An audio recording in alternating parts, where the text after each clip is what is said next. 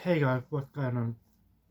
It's your boy, the Mad Guy, getting up here today with another game review. And today I'm going to be reviewing Earth Defense Force 5 for the PS4. I don't know if this got released on other systems. It probably got released on PC for sure. I don't know if it got released on the Xbox One. Probably did as a digital.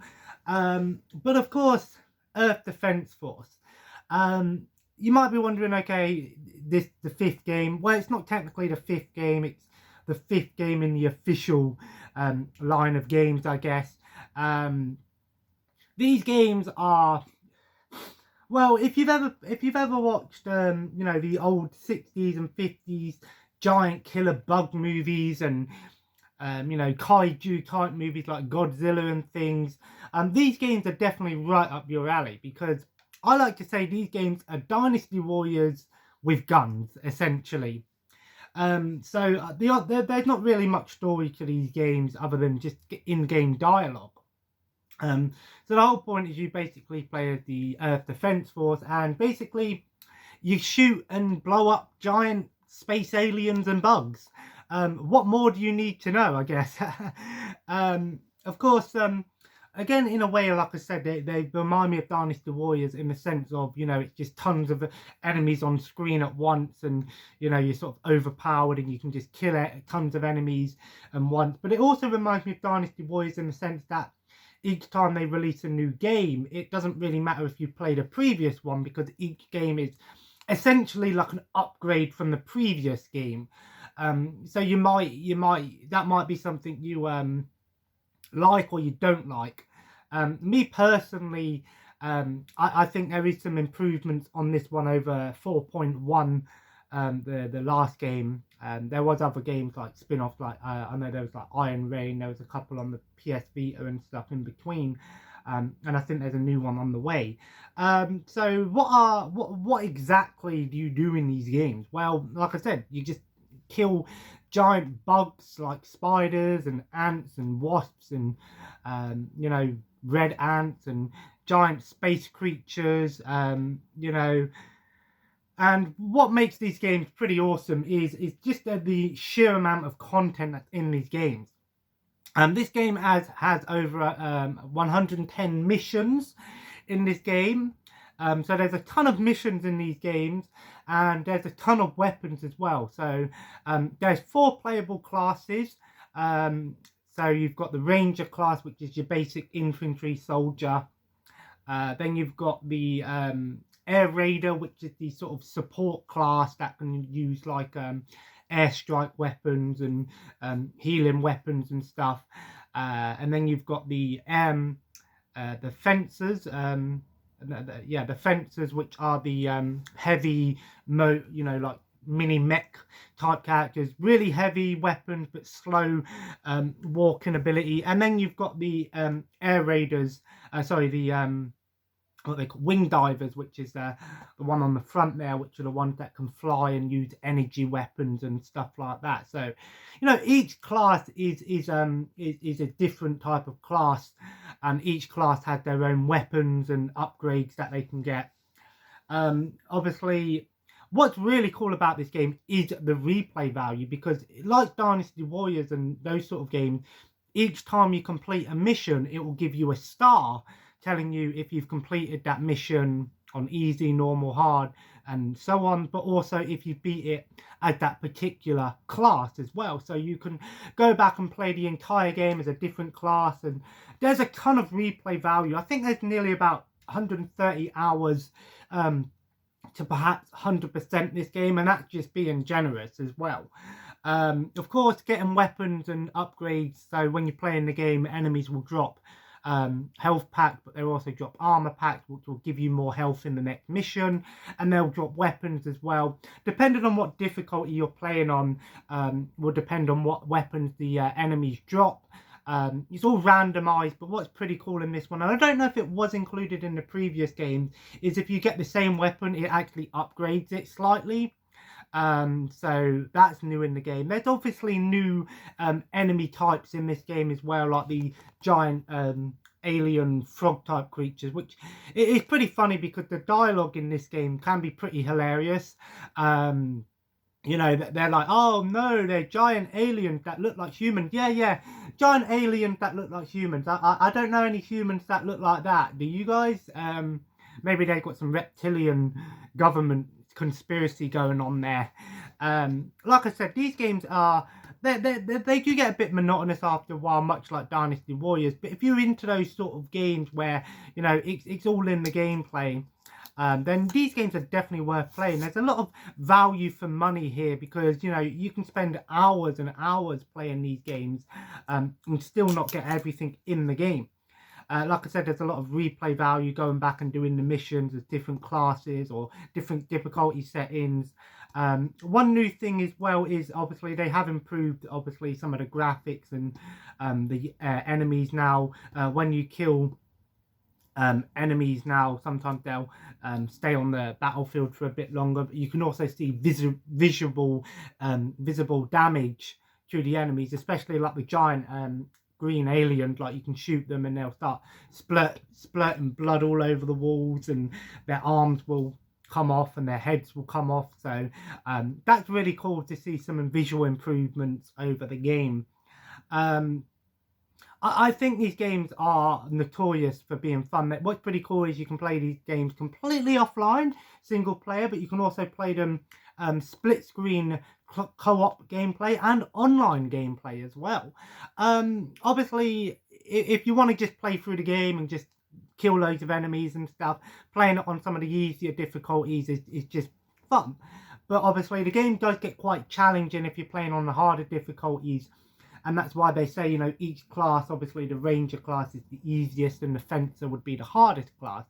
So it's really down to sort of trying to, you know what you're doing in each mission. So let's say you're going to a mission where the main enemies are the flying saucers. Obviously, you're going to want to change your class up a little bit and change your weapons to make sure you've got long range weapons or lock-on missile launchers and those sort of things. So you know, for the most part, you can play the game on the easier difficulties with whatever you want. But then obviously, if you go into the harder difficulties and stuff like that, it's all about sort of planning what weapons you use. A bit of strategy there involved as well.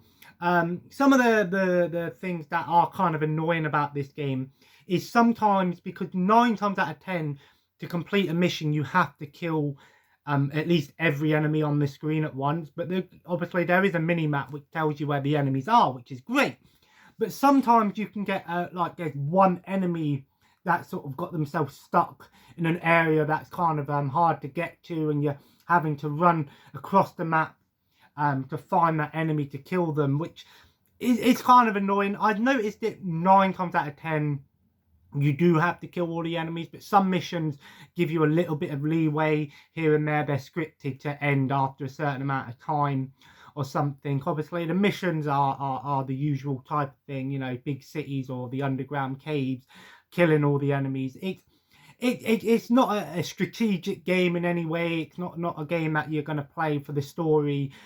Like I said, the dialogue's pretty funny, and there's a lot of interaction between the characters in the game with the bots and things, and there's a lot of dialogue options you can choose. You can one of my funniest ones to do is when you start singing, the AI will start singing along as well, which is pretty cool. And if you start shouting, they'll start shouting with you, and there's a lot of fun little dialogue, stuff like that. All in all, I enjoy the EDF games for what they are. They take them at face value. Like I said, they remind me of the Dynasty Warrior games, or the Warriors games in general, the Muswell games, if you will, in the sense of it's tons of enemies on the screen. You know, a lot of the time, each game that comes out is just an upgrade from the previous game, or there's some slight differences. Lots of replay value, the ability to upgrade your weapons and upgrade your characters. It's not an easy game to get a platinum on, because all the trophies are essentially beat a certain amount of campaign, because I've done like 40 missions and it still said that I haven't even beaten 5% of the game. That's what I mean. So a lot of the time, you know, to get 100%, you would have to complete 110 missions times 4 even on easy. So you got to think. So work it out. So there's 110 missions. I think there's 111 on with co-op, and there's also some DLC stuff as well, which I don't think counts towards the completion. So there's 110 missions. Now times that by 4, because you would have to do that mission with every single class. So that's 440. Then times that by 5, because you would have to do that, you'd have to do that mission 5 times as well with every single class as well. So you're thinking nearly about 3,000 to 5,000 missions to get 100%. It is a long game, and it's the sort of game that you can play for a couple of hours. You can just play it for a few hours a day, or half an hour and do a few missions here and there, or you can spend a lot of time on it trying 100% it. This is a game that I'm definitely going to keep in my collection, and I'm going to keep it installed on my PlayStation because I am still playing it. At the moment, I'm just doing it as the Ranger class on easy first, just to get those medals. I don't know if you go straight into the hardest difficulty, you get previous medals. I assume you do, but you don't get the 2 hardest difficulties straight off the bat. I think you need to complete it with a certain amount. So I don't know if there's any ways around it. I don't know. Maybe you can, maybe you can't. This is the this is the reversible cover. There's the standard cover. I changed the reversible cover because I have no plan to really sell it anytime soon. This is about a £15 game now. I picked it up for $14.99 from Game, and it's about the same price in CEX, so it's not an overly expensive game, and it's definitely worth picking up. Graphically, it's not going to win any awards. Voice acting, that sort of thing, it's not going to win any awards for that. But, it does look better than the previous game. I really enjoy these games because I'm a big fan of... I know some people might be like, oh, it's monotonous, it's the same thing. I enjoy the Warriors and Muswell games. So if you're looking for something in a similar vein, but instead of hack and slash, it's shoot 'em. Shooting, it's definitely worth checking out. Like I said, 4 different playable classes, tons of upgrades, tons of missions, tons of hours worth of content. I don't know if anyone 100% of this game completely. Again, I think the hardest thing is trying to get every single weapon, because obviously it is kind of randomized on the weapon drops, but like I said, you're only going to get super good weapons if you do it on the harder difficulties, obviously, and that sort of stuff. So this is a fun game to play co-op. If you've got someone to play it with, it's definitely worth checking out. I don't know how many players you can play with online. I imagine it's 2 or 4. I don't know if it says. Yeah, up to 4 players online. So you can play with up to 4 players and then 2 players co-op. I enjoy the EDF game, so I'm going to give EDF 5 and 8 out of 10 because I think it's a really fun game. Like I said, it's definitely an upgrade from the previous game, but at the same time, it doesn't feel too changed. And the best part about the EDF games, you can play any EDF game in any order you want because there's not really much story, and a lot of the time the story is just rehashed from the previous game, much like the Dynasty Warriors, like I said, where it's the same sort of thing done over again, just with different enemy types and things like that. So 8 out of 10 for me. I don't know if there's any more coming out. I maybe would imagine we'll probably get one for the PS5 and series and stuff like that in the future.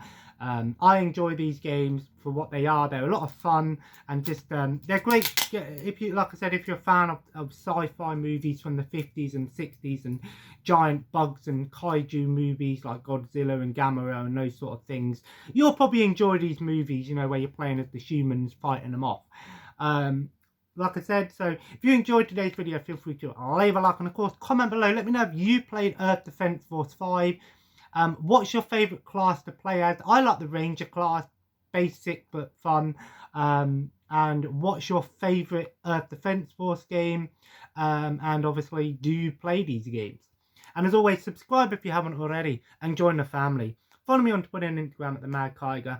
I'm probably going to play a little bit more of this tonight, and then I think tonight I'm going to continue watching some more of my Star Wars Blu-ray set, try and finish off the Episode 3 special feature disc, maybe start Episode 4 special features. I want to try and get things finished now before starting anything new. you know, I like Sundays to sort of be my day to just sort of do what I want kind of thing. But yeah, so as always, guys, and as always, have a nice day, and I will see you in the next video. Take care, and bye bye.